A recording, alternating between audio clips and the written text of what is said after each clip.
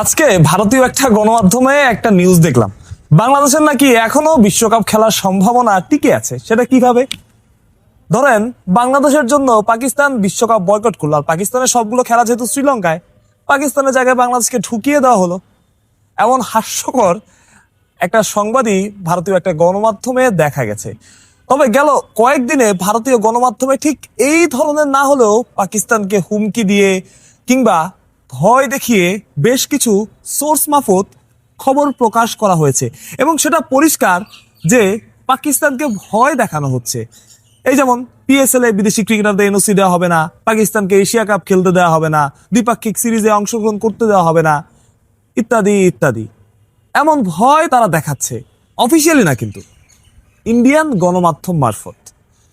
এর একটা বড় কারণ, আপনি তখনই কাউকে ভয় দেখাবেন যখন আপনি ভয় পাবেন।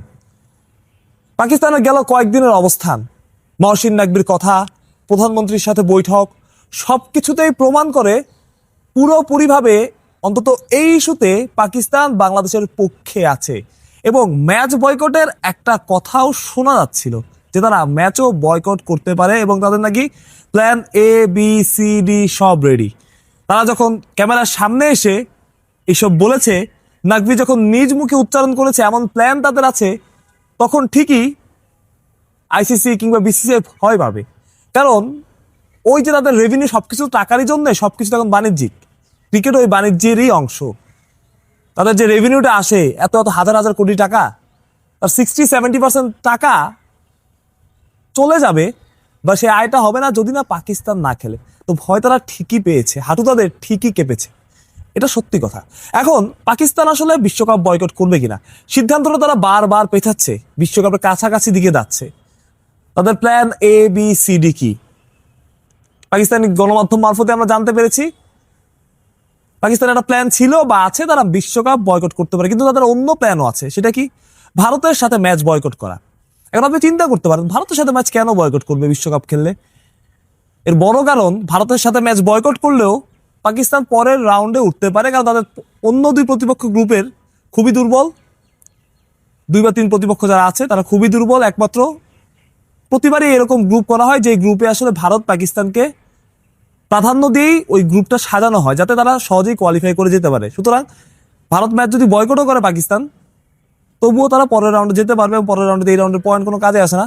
সুতরাং কোনো রকম সমস্যা তাদের হবে না। আর কি, বাংলাদেশকে ম্যাচ উৎসর্গ করা আর কালো আর্মব্যান্ড পরে খেলতে নামা। কালো আর্মব্যান্ড পরে খেলতে নামা যদি নামে পাকিস্তান, সেটা একটা সিগনিফিকেন্ট ব্যাপার হবে। একটা দলের জন্য একটা দল কালো আর্মব্যান্ড পরে নামছে, বাট জয় উৎসর্গ করা এটা আমার কাছে খুবই হাস্যকর লাগে। মানে যদি পাকিস্তান বাংলাদেশকে জয় উৎসর্গ করে, সেই উৎসর্গ করে আসলে লাভটা কোথায়? অনেক সময় আমি দেখি যে অনেকে ম্যাচ অফ দ্য ম্যাচ জিতে বা ম্যাচ সেরা হয় হয় যখন, তখন তাদের ম্যাচ সেরার ব্যাপারটা একে উৎসর্গ করলাম, এই মাঠকর্মী উৎসর্গ করলাম, তারে উৎসর্গ করলাম, কিন্তু আলটিমেটলি মাঠকর্মী লাভটাকে উৎসর্গ করে সাময়িক ভালো লাগা। কিন্তু বৃহদার্থে আপনি যদি সেই মাঠকর্মীকে আপনার ম্যাচ অফ দ্য ম্যাচের টাকাটা দিয়ে দেন, যেটা শরীফুল ইসলাম করে,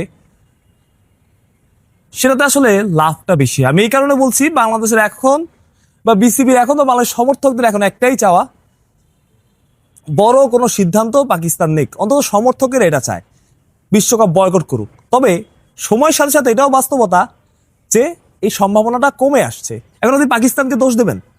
আমার কাছে মনে হয় না। আমি কালকে টিম ম্যানেজমেন্টের একজনের সাথে কথা বলছিলাম, তিনিও বলছিলেন পাকিস্তানকে দোষ দেওয়ার তো এখানে কোনো কারণ নাই।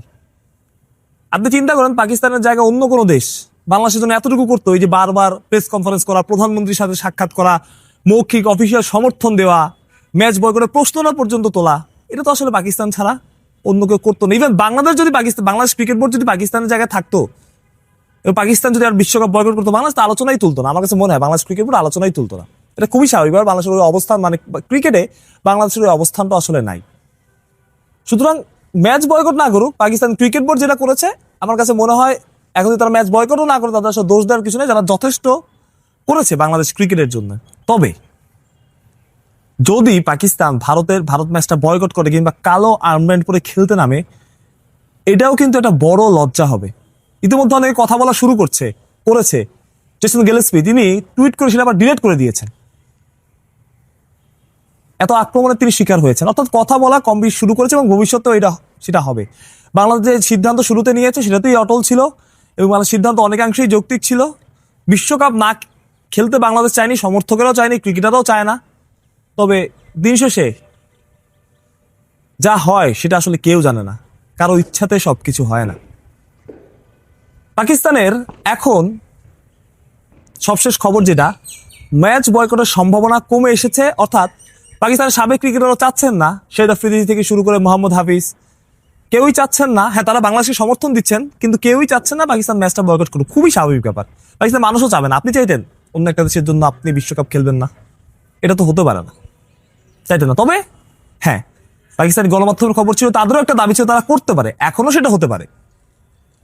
সেটা হলে তো হলোই, আর না হলেও এখন আমাদের আসলে আরেকটা বিশ্বকাপের অপেক্ষা, বিশ্বকাপ শেষের অপেক্ষা করা ছাড়া কোনো উপায় নেই।